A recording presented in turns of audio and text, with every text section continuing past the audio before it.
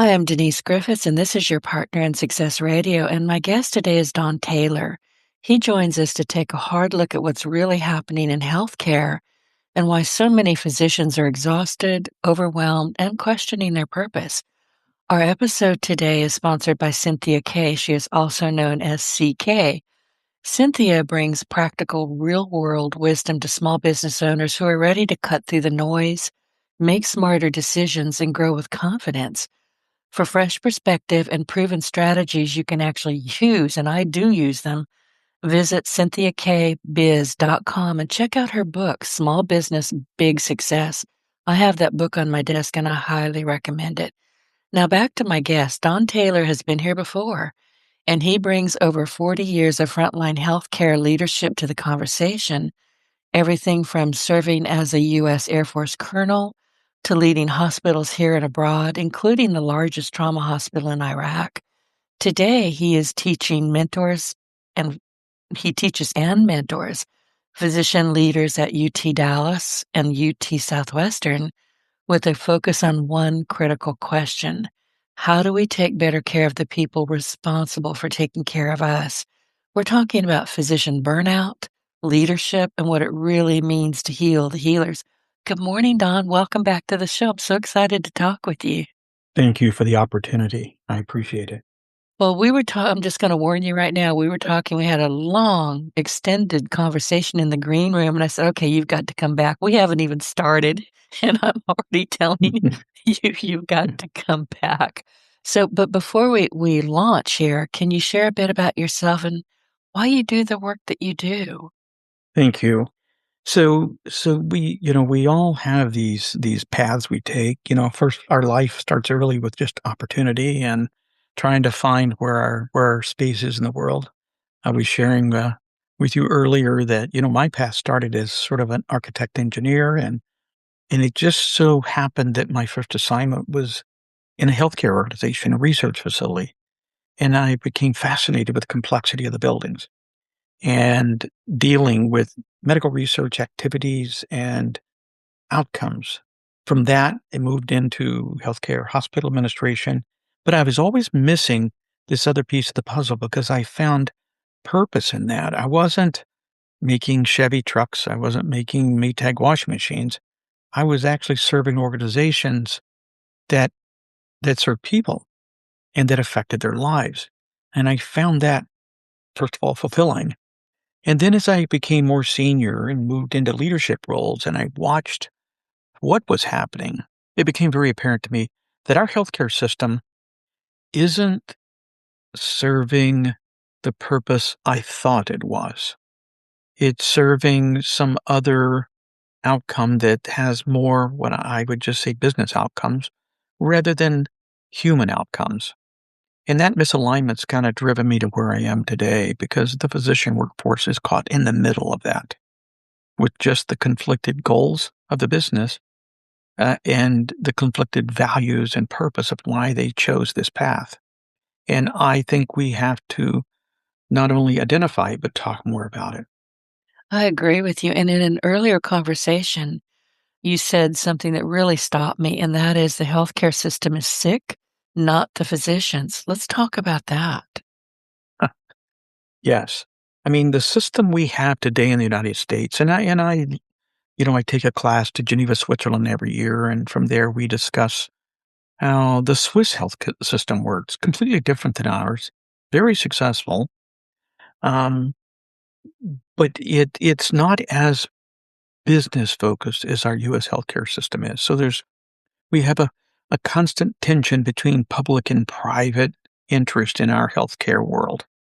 But the system is incentivized for people to continue to be sick. Be sick. I know. They don't tell you eat healthy, walk around the block, take the dog Yeah. for a walk, stop drinking. They just say, here, take this pill. Listen, I'll tell you honestly, if you get sick in my house, I haven't been sick in over 20 years. I just don't get sick, largely because I'm single and there's no cooties coming in the door at 5 o'clock at night. But honestly, and I think thinking, what you think about your health, how you think about how you treat yourself is so important. But if you get sick in my house, you get apple cider vinegar, You get unbuffered aspirin, and I do have Benadryl, but I won't share them because I am allergic to flying insects, and I'm in Southwest Louisiana, and they're huge, and they bite me. I just don't get sick, but I refuse to get sick. Mm. I really do. My thinking is, just not gonna worry about it. I'm going to take the best care that I can of myself, and that works. So we have, but our system, we have, our society has acute needs because we have a very diverse population, Yeah. diverse cultures, that's unique to many countries. Not many countries as prosperous and as capable as the United States has such diversity. That's one. That introduces many attitudes of what health is like and what health isn't. The challenge we have is that we have a prevalence of chronic disease. I We have our know. acute needs, but we're a society that's really, um, we just have too much chronic disease. We spend twice as much as our nearest competitor per capita, almost $15,000 per year per capita in this nation on health care. But we're among the lowest in the world in longevity and critical outcomes of health. And see, that doesn't make any sense when you're just kind of looking at it without digging into it. And let me ask you this, I think obesity is a huge problem. I mean, if you're talking about chronic issues, look around you. Mhm. You can see these kids in the grocery store going, "Oh, you're gonna be a diabetic next year." Yep. So that's a massive problem because we don't have a culture thinking about health. Health is not part of our basic mindset from the beginning. We're a nation of excess, a nation of temporary. We never think long term. We don't expect any activities we do today will influence our health long term. And it's just the way our culture's kind of driven.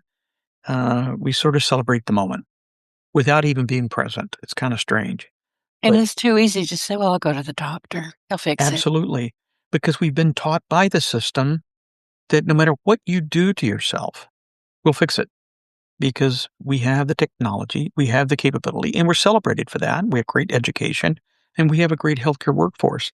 However, um, we're incentivized to grow it. We're incentivized to keep funding it. And that is the challenge we have. When I teach strategy in my MBA class with the physicians, and we do a strength, weaknesses, opportunity, threats grid, the biggest threat to healthcare is health. Healthy people do not bring business. I know. I've seen that and I've read that and I believe it. If you get well, they're out of business, largely.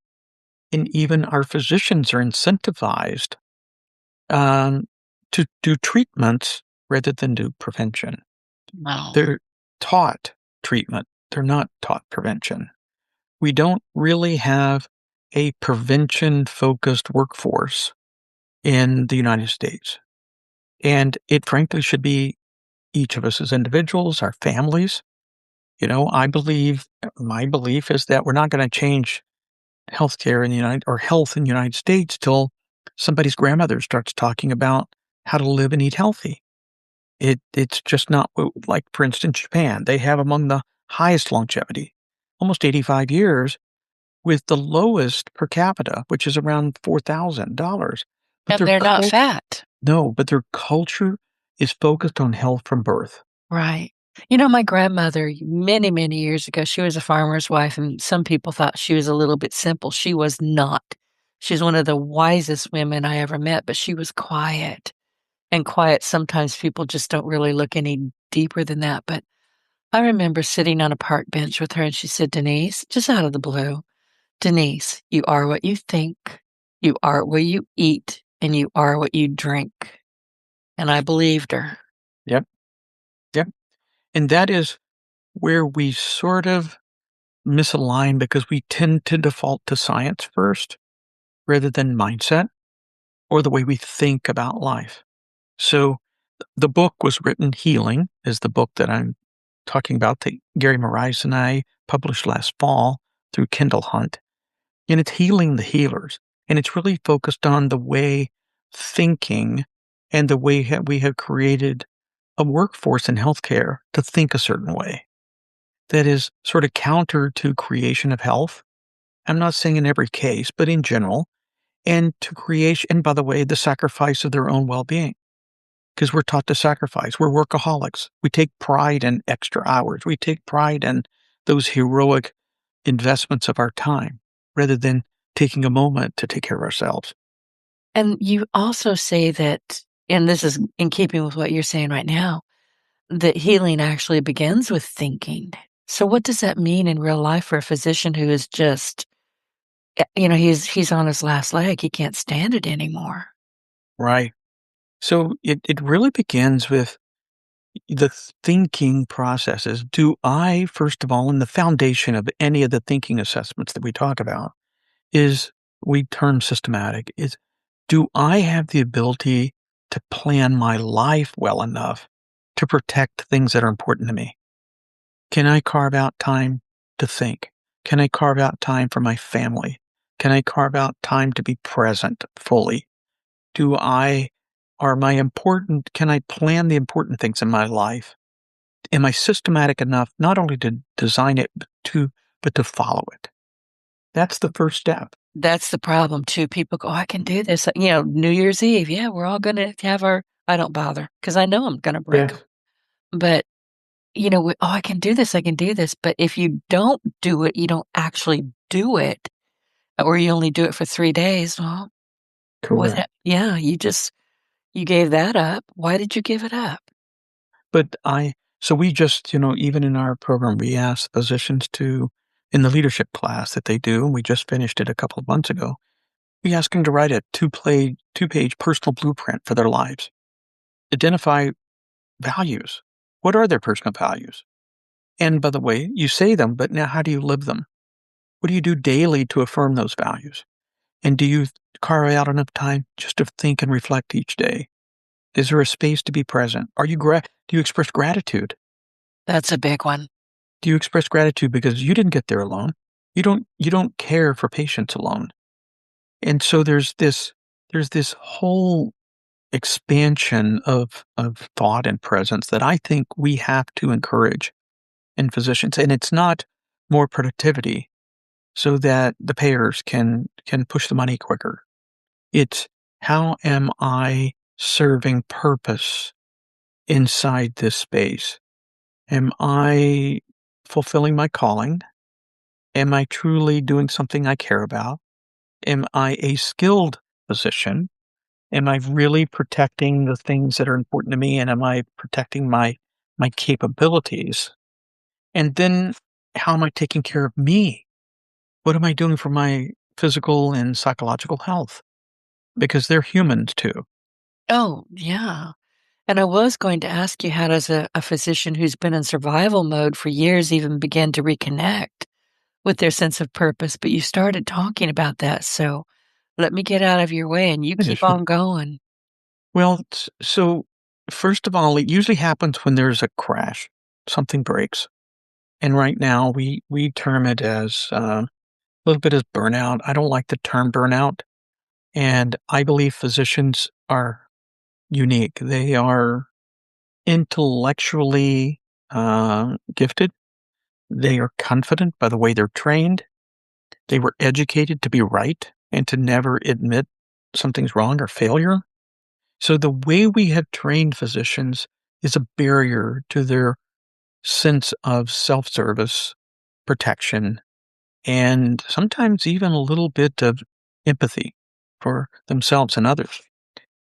Because their world is filled in, physician education is a brutal world. It's tough. I called it the blame and shame game in the book, where you don't admit any failures. And when you do, you're called out and embarrassed. So they've been taught leadership differently than most people. They've also, because of their intense education and years embedded in a bubble of their own education, they lack some interpersonal skills that many of us learned by just experiencing life because they were kind of sheltered from that. So we then expect them with their credentials to step out and lead early. And they're not quite ready to do that. They may have the titles, they may have the education, but it's appearing in the assessments we do on them. Sometimes their interpersonal and emotional connection skills are a little lower, frankly, I've than most. seen that. Yeah. But they started their journey, they chose to be a physician because they cared. And somehow that's diminished throughout the development process of physicians. And that's a shame. It It really is. is, because if you've got somebody sitting on the side of your bed, and I had a doctor years ago, I almost bled to death, and, he took very good care of me, but when I woke up, he was sitting, it's no joke, he was sitting on the side of my bed, and he said, "Well, you don't have cancer," and I started laughing. Couldn't s you know, I said, "Well, thank you," and then I passed out again, but, he was literally sitting on the side of the bed, and I don't think doctors do that as a rule, but I was glad that No, he was there, physically present, not sending somebody else to say she was worried about cancer, tell her she's okay.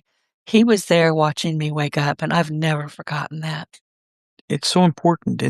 And see, in that moment that you just described is just as important to the physician it is to you. Oh, it had to be. I mean, he took the time to come to the Right. recovery and say, "Hey, guess what?" But it also, see, that's part of that renewal of purpose that they need because too often physicians today, we treat patients, they treat them over and over again. They never, things are not, you aren't totally healed. It's just sort of, we've all been conditioned as patients in the US to think that health is living with chronic disease rather than actually absence of chronic disease because the system has just taught us that, with meds and equipment and things, then you're just fine. And we're going, Exactly. wait a minute. Well, the healthcare system profits from all of that. And I mean, Antibiotics. I mean, I know people who have been addicted to antibiotics for anything, everything, a yes, hangnail, and they have ruined their health. I'm thinking of one person in particular. yes, but it's just, we've just been conditioned to think all of that is normal. And, the absence of healthcare interventions should be our goal, but the business doesn't push us there. There's a there's another part of this that I observed when I was deployed. Um, what I call it's really kind of this other higher calling of care. I call it the spiritual connection in the book. It's not about religion or faith. It's about believing in something greater than ourselves. Physicians have that no matter their faith or background because they realize they're just the means by which healing is done. They're not healing. They're facilitating healing. And when you lose connection with that, or you lose that spiritual connection in what you do, when you realize I'm blessed with this gift of intelligence and skills, but it's led by something else, you become part of a process rather than the process. And I think that's important. Um, I observed it in Iraq because in the beginning of the chapter of the spiritual connection, I observed, kids rolling into the ER. We were the busiest trauma center there, and you see these young kids rolling in significantly injured. And this could be their last moment. And when the physicians run to their side and they're trying to stabilize and assess the needs, there's a connection there for a moment. And sometimes it's even eye to eye. And they both are looking for belief in something greater than themselves to succeed in that moment. One to heal, one to survive. And it's that kind of moment that I observed I'm trying to capture again. That we have to believe in something bigger in creating health than the business aspects of it. And that frustrates me at times because I believe we have to, uh, this is not a business like any other. It shouldn't be. And then there's a whole other side to this too.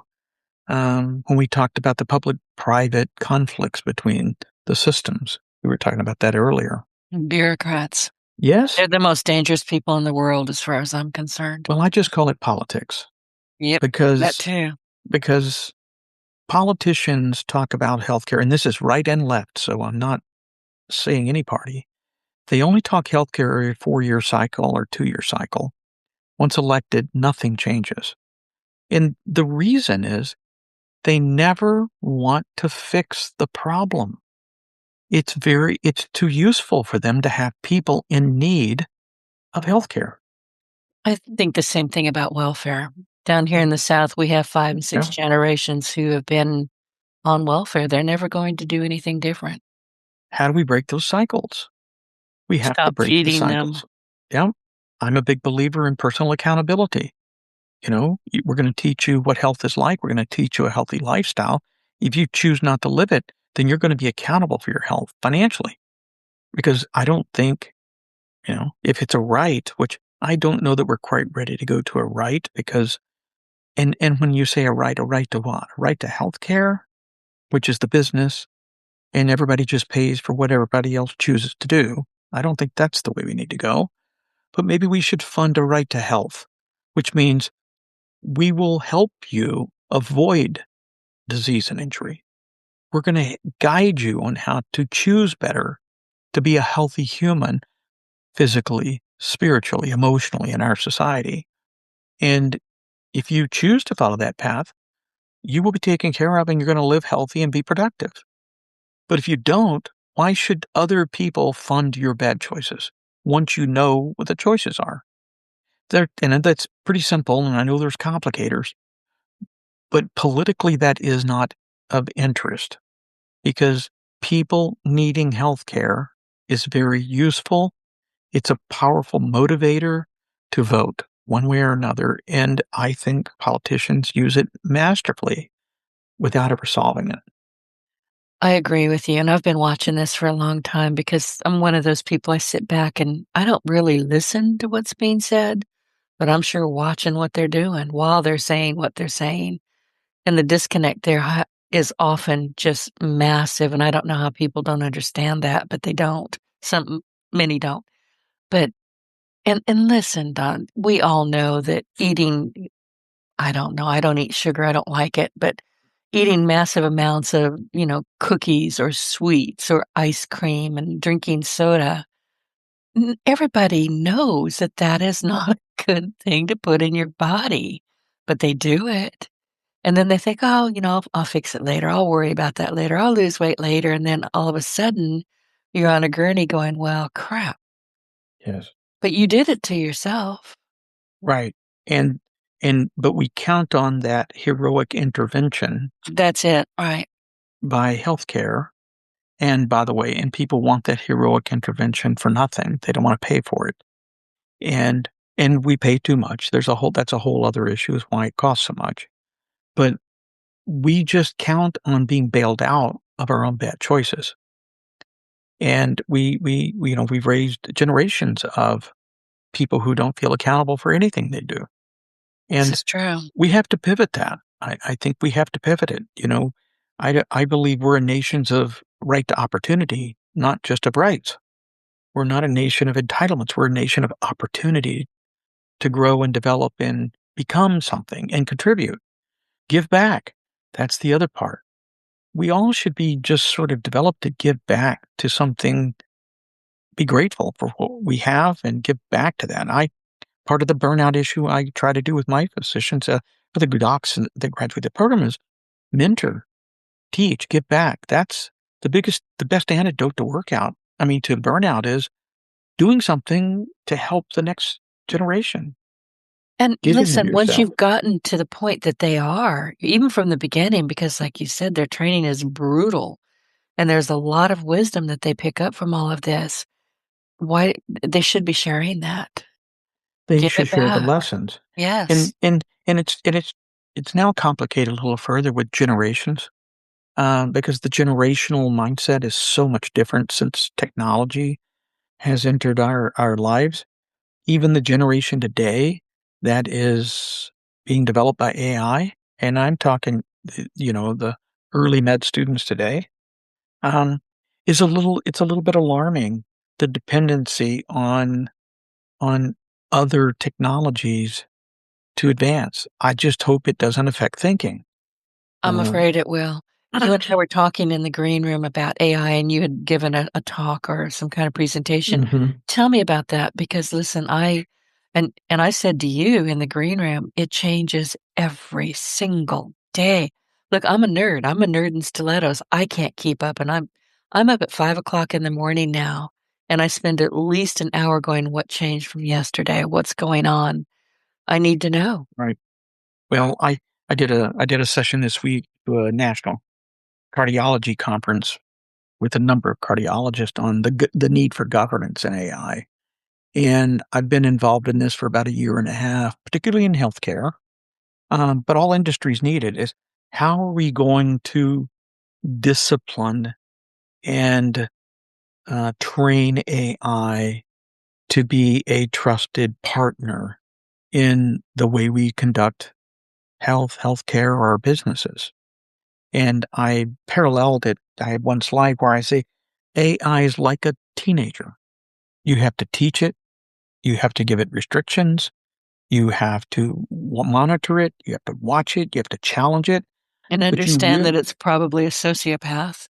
yeah, but you also have to teach it what to think and how to think to support your own values and to protect others from this teenager who can grow and challenge life. And right now, AI has entered healthcare alarmingly fast, but mostly on the business side, mostly in revenue cycle and certainly with the payers and claim denials. But it's been embraced already for efficiencies and potential profiting. It hasn't been um, overseen in the way we treat patients or do clinical decisions. So I'm I'm a big advocate for establishing standards and governance for AI uniquely in healthcare systems, equivalent to the way we manage cash and money, because knowledge now becomes an asset to the organization that needs to be managed differently. My workforce is using it. Their output is different than it was a week ago. What changed? And where's the source of their thinking? I hired them because of their knowledge. I hired them because of their ethics and integrity. I Their hired them because, empathy. right, I know the guardrails. Now I have something else attached to them that's bringing other knowledge, not thought, knowledge into my organization. How are they dealing with it? I mean, so many people, and I see this because, I'm a nerd. I talk with a lot of other nerds, and I talk with people on my podcast. We're all talking about AI. A couple years ago, nobody knew what it was. I did because, I've been paying attention. But so many people say, "Oh, kind of like what you're talking about. Well, if I eat too much sugar and I get sick, I'll just go to the doctor. They'll fix it." Too many people are just accepting whatever Chat GPT or Perplexity or any of them, Anthropic, be careful with that one. Grok is good, but you can't just accept it. You have to challenge it. Look, I had an argument with ChatGPT a couple of months ago because it kept giving me the wrong code for something I was working on, and it was hallucinating. It was giving me the same garbage code over and over and over again. And I finally got mad and I said, "Just stop. I hate you. I'm going to my room. Honest to God, I'm not making this up." It said, "Okay, Denise, I understand. I'll see you tomorrow." Mm, That scared me. yes. Yes. So I, I use it as an advisor to me. And it's a pretty good advisor. It's my consultant at times. It's like my coach in many I ways. use part of it as a journal. Go to Grok and Yeah. you can journal some things that are just amazing. You can keep it and you're like, "Huh, I didn't think about that." Right. So here's my concern is that in healthcare, it's a business of lives. The workforce is contributing in many ways, but if the workforce is using whatever the AI product of the day is to input work and organizational challenges, first there's a data breach, particularly in healthcare, because it becomes part of the grand AI database. Yeah, anybody listening, pay attention to what he just said. It is It's not private. it is no longer private. Nope. So you have to be very careful with what you're putting in. Um, the second is there's an element of ethical responsibility to be transparent, particularly when you're treating a patient. Do we have a policy that requires me to tell a patient AI is present in their care treatment, in their care decisions? We do, Yes. Yeah. but we don't. But that's not consistently being done right now. The other is even some of the great tools like ambient listening, where a doctor will use an AI product to transcribe an encounter. Well, when they do that, that's usually a third party vendor. That data is shared in a database that's no longer controlled by the health system. So not only the patient data has been breached, but the physician practice has been breached to a third party vendor that is using an AI product. And I just ask for, I want a standard where governance questions that vendor and holds them accountable to protect that data. And We listen, also if you're on Facebook, you're on LinkedIn, wherever we are, when we're on platforms that we do not own, Right. it is not private. So just be careful. So about a year and a half ago, in my volunteer world, I'm chairman of the board of an organization called the Healthcare Institutes Foundation and the Institute, Healthcare Standards Institute Foundation. We build domestic and with ANSI standards for healthcare management. About a year and ago, we created a work group to do one for AI governance in healthcare. It was published by ANSI 4 weeks ago, and it requires a fairly systematic but robust oversight of AI across 9 domains, to include, legal compliance or regulations, uh, protections for the workforce, protections for physicians, process improvement initiatives, vetting of vendors, um, what happens when it fails, what's the mitigation process for failure if AI causes harm, what's your process to protect the caregivers in that process or that activity? How do we document transparency to the patients? Um, and then how do we train our workforce? And how are we training them to use AI responsibly and ethically in their work, to and actually to protect exposure of our own records within the system? So that was published about 4 weeks ago. That was a foundation of what I spoke to this last week, and I already now have a couple of other places to talk about that. And and at the university, we just created a physician class on this. We had our first one a month ago, where we have a 4-day graduate level class teaching physicians to step in and lead AI implementation from the clinical and patient perspective, because we need physicians to be at the table leading this AI implementation. It's way beyond letting the technology team or the financial team lead it. It really needs to be led by the CEO themselves with direct reports to the board of directors. And this is Uh, going to cause all kinds of things that people may not be even thinking. It's going to bleed out into everything that as a physician you do, insurance, hospice care, yeah, everything you touch is going to bleed out to all of that. it is. So you have to And be aware of it. as well as the patients walking in with their own diagnoses and treatment recommendations. Well, Dr. Google, yeah, Yes. that's where I go. That's how I figured out I had shingles some years ago. But yeah, I don't get sick, but I did have, oh my God, that hurt. But still, a lot of people come in, I guess, and they just know what's wrong with them, and you better listen to them. Well, they're gonna be more informed now, but there's this whole other development too, and we had a panel recently of medical students, um, and how they're using AI in med school right now. And number one thing I learned is that the students are really embracing AI ethically and responsibly in the way they Good. want, and they develop their own partnership with an AI model. That is intriguing to me because I believe in the future, med students will all be not only using AI, but encouraged to have an AI partner throughout their entire med school journey. um, so that the expectation is they have access to all the knowledge available as of 30 seconds ago worldwide. That's going to How is happen. that looking to you? I mean, are you seeing anything that has you saying, "Okay, this is a great idea, but uh-oh." Well, it's already happening, but it's just not happening in a responsible way. And I believe, particularly in clinical or in clinical information, that needs to be a protected AI product that is reliable and trusted. And a few entities are working on it, but it's not quite there yet.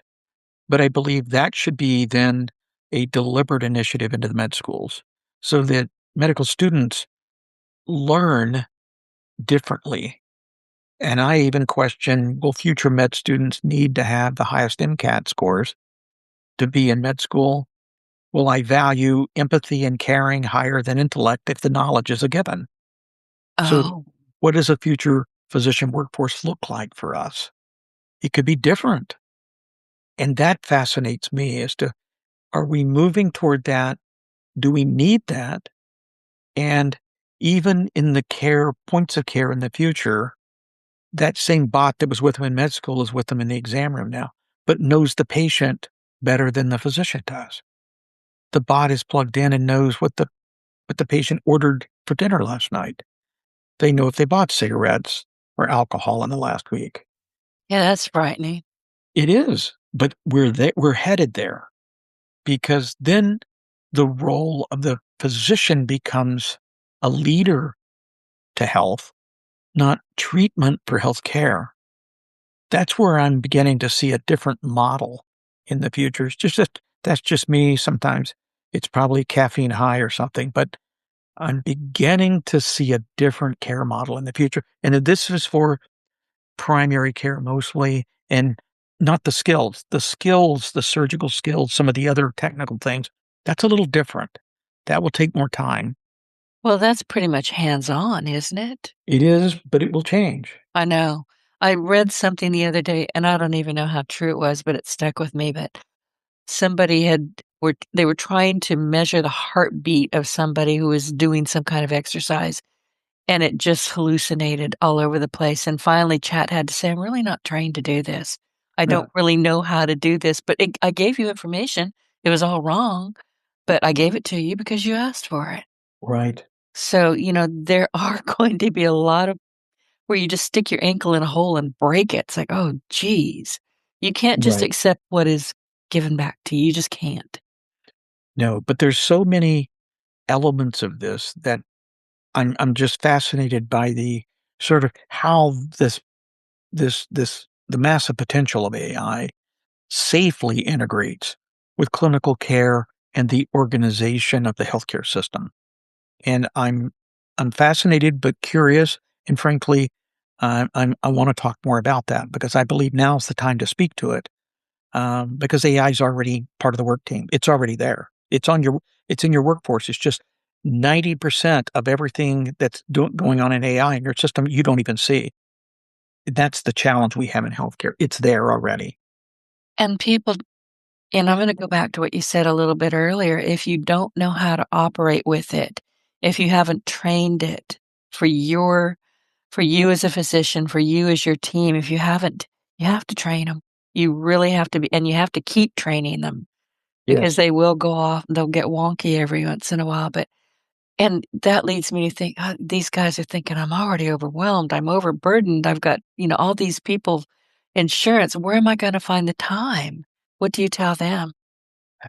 That's the challenge we have because the early stages of the quote vendor sales of AI was, oh, this will give you time in your day. It This will doesn't, by improve the way. burnout. It does not, It but does the business. No, what's happened is the business now wants more revenue with its use. They want to create alternatives for care that can be billed. So they're incentivized for much more revenue. Like, for instance, the payers use AI for claims denials. Claim denials have jumped incredibly high since the advent of AI. Well, that doesn't help a physician. They have to document it 2 times as much now to overturn a claim denial that should have been a given in the first place. So Their documentation, they have an ambient listening. So yes, it documents in what they used to have a half page of handwritten notes. Now they get 8 pages. Well, they're liable for all of that because in the end, AI will never be sued. They will be. So they still have to sign the AI product. But how are they protected when they sign it? By the institution.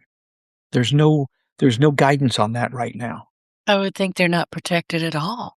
They're not at this moment, but they Right. must be. Because about 75 to 78% of physicians now are employed by systems. They're not independent. Those systems need to protect them. They need Oh, to create a systematic way of right. AI augmenting their care. Do you see that happening anytime soon? No, they don't. That's why I'm speaking to it quite loudly right now. Good for you.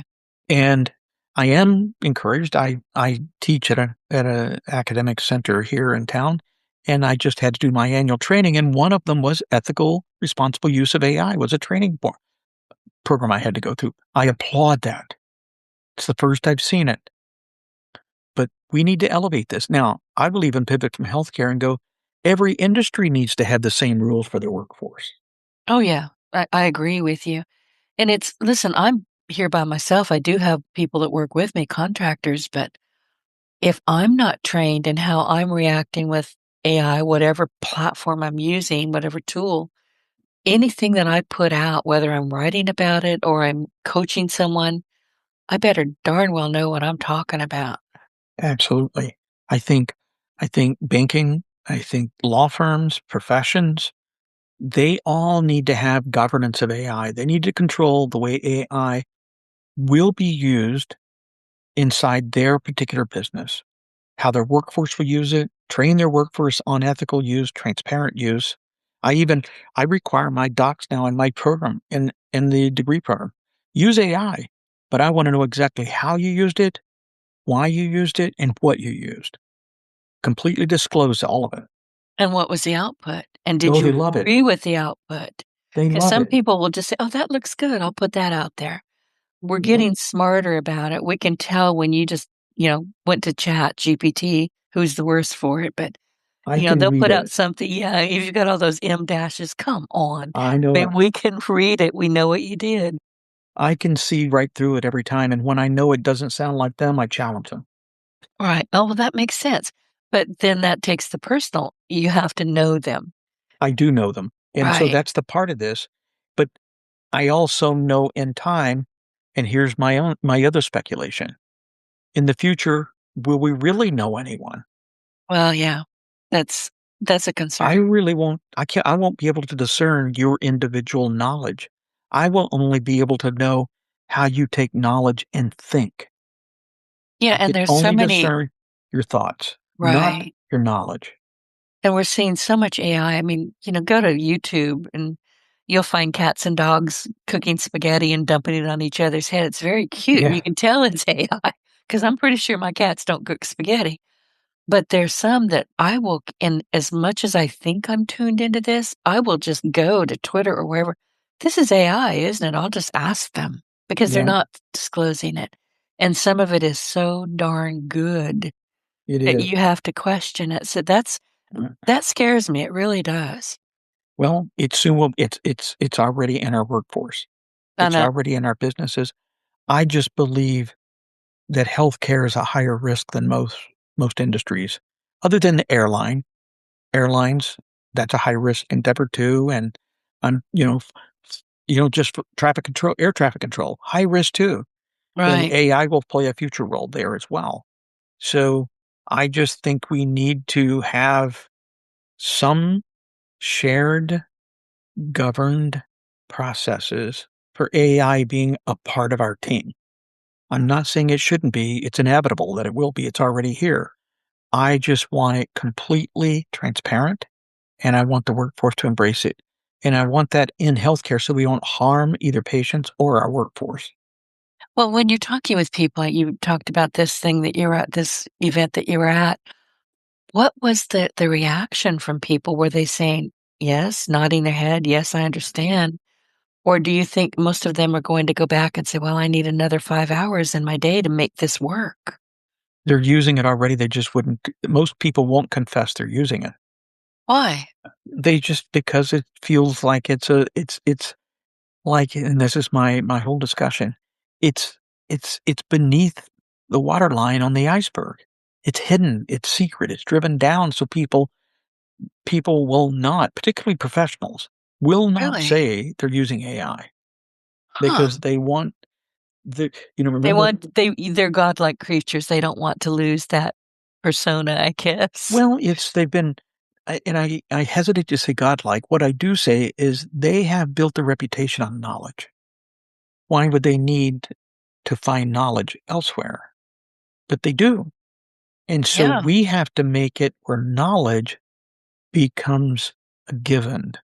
Knowledge is something that's shared. Thought is different. That's the human in the loop process that we have to create. And I completely understand what you're saying. It's just so interesting that people say, "Oh, I don't use AI." You've been using it for years and didn't know it. Yes. It's on your phone, it's everywhere. It's we Right. just didn't understand what it was and it wasn't widely spoken of. Now it's everywhere. You cannot avoid it. But to your point, you can train it, you can work with it, and you're the boss of it. And Yes. once you figure out that you're the boss of it and you train it to teach you what you need to know and you can prove that that's actually accurate, you're ahead of the game. Right. And the way I use AI at home should be different than the way I use AI at my workplace. It should be different. There should be different rules. And I think that's important that we have very specific guardrails on how AI is used in a healthcare setting or in a business. Whereas at home, if I want to use it for my personal life, which I want to use it for my own finances or investments or health, that's a different process. Well, it's a different thought process as well. Mhm. I mean, I'll use it for emails every once in a while because I'm tired. I've been looking at code all day. I'm worn out. And I'll look at what I was writing and go, that sounded kind of, that sounded kind of rude. So I'll run it over through AI and AI warms it up for me. No joke. Right. So, and I find that helpful because it writes a beautiful, I give it what I had and I just please rewrite this and put it in my voice. A couple minutes later, that email goes out. It's incredible how it can bridge. As I shared earlier, I teach a strategy class, and when I kick off the class, and this is to about 50 doctors, uh, and remember, they're pretty senior. These are average age of the student, or I don't call students or clients really. The average age of the client, physicians in the program, is about 47. So they've been in healthcare a long time. They're great thinkers, intellects. So I start a strategy class. It's a 4-day class I teach, but I started with a 2-hour session building a whiteboard that's 3 whiteboards long on strategy and healthcare. And it goes from all the way from one end on forecasting to the other end on what does success look like in healthcare. And in the middle is the strategy. How's it published? How does it affect workforce, goals, tasks, mission, vision, values, board oversight, branding? We put everything in there. And I took a picture of the whiteboard here this last fall, and I loaded it into my ChatGPT, and I said, "What does this look like to you? Describe this whiteboard." It gave me a 23-chapter book outlined from that whiteboard image. Have you used Claude yet? No. Oh gosh, go to Claude. I mean, he's like the magic guy. He does Yes. everything you ever wanna know, but I get what you're saying, and, we were going to talk today, and I'm serious, you need to come back again, but we were going to talk about the healthcare system. We're talking about physician burnout leadership and what it really means to heal the healers, and we got a little bit off track, so the next time you come back, we'll come back to this, or we'll continue with AI because I suspect by the time you get in here, it'll be September or October. Okay. Things will have changed again, They will. and you'll have more to share. But I also think the healing and the well-being of physicians and the emergence of AI overlap. They're beginning to connect, and I'm not so sure yet how, but but the relationship and physician well-being is related to the emergence of AI. Either a solution or a problem. I don't know yet. Or both. Yep. Let's just go down the middle or both. Depends on Correct. how it's like any tool. How are you using it? I think that's the big question and, what's going to separate a lot of people who are doing really, really good things with others like, "I'm tired. I'm just gonna toss this out and hope nobody really knows that it's AI," but it's here to stay, guys. I mean, we cannot get away from it. We can only work with it and train it. Absolutely. I agree. Well, Don, we are out of time, and thank you so much for joining us, and you are coming back. I'm looking forward to that. But Sure. this has been a really important conversation, even though we got a little bit sidetracked, and I'm glad we did because AI, especially in healthcare, I think is going to be something that we start watching with great interest. I How it agree. works, how it's treating us, the patient, how it's treating the physicians. So I'm going to be watching this with great care. Before I let you go, where can people find you and keep learning from your work? And if you've got any kind of last thoughts, share them. Sure. I just, first of all, I don't believe we can change U.S. healthcare until the physicians step up and demand it change. The leadership today, both in government and in the executive side of healthcare, have no incentive to change it. Things are working quite well for them at this moment. Physicians are the ones who need to step up and demand it pivot back to creation of health. So that's my first thought. That's why I work almost exclusively in that space, but beginning to work a little bit more and maybe in some care extenders and some of the other clinical support services too. I'm doing some work in that now.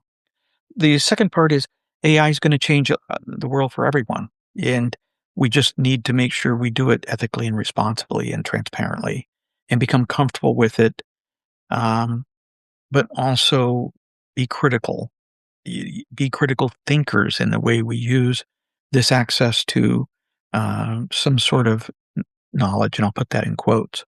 So we have a responsibility not only to ourselves, but to those that look to us for guidance or counsel or care. I think it's important. And I And I think want to patients who come in, talk about empathy. I mean, I hear so many stories, they're like bridezilla stories. People come in screaming and yelling and gimme, gimme, gimme. Knock it off. You're there for help. Just be appreciative. absolutely, absolutely. People bother me. They really do. I shouldn't say that on the radio, but it's No, I true. love people. They irritate me at times, but I love them Yeah, all. I try. I really do. Well, listen, where can people find you? I think LinkedIn. Sure. And your LinkedIn's the book, best where can one. they find your books? Oh, book is Healing. Uh, You can title the book Healing. It's at Kindle Hunt is the publishing company. It's an academic publisher. So just search for Healing once you get there. I'm working now to try to move it to Amazon. It's a workbook. It's more of a discussion of health and well-being, but at each end of the chapters, we ask you to really answer questions, reflective questions. And through the end, it's actually kind of intended to be done in groups. You read them at a chapter at a time and meet with people and discuss your answers. Very reflective. Um, you can Mastermind. you can reach me on LinkedIn at www.donald-taylor.com. Takes you right to my LinkedIn page. Connect with me, send me a note. Be glad to share some thoughts. Excellent. Well, listen, everybody, in this conversation with Don Taylor, and he is coming back, we took a hard look at what's really happening in healthcare and why so many physicians are exhausted, overwhelmed, and questioning their purpose, which I find just so sad. And Don challenges the idea that doctors are the problem and instead points to a system under strain, which we all know, especially the VA system. That worries me. It always has. While sharing how mindset, connection, and even AI and community can help physicians move beyond burnout and back to a life and career that actually feels meaningful for them and it fulfills their purpose in life. So thank you again for being with us today. We will see you next week with another conversation that matters. Don, thank you. That was fascinating. I was taking notes like crazy. Thank you. I'll see you next time. Okay. Bye-bye. Bye. Get your voice heard. If you would like to launch your own far reaching podcast, Contact Denise Griffitts at yourofficeontheweb.com and go to the podcast tab.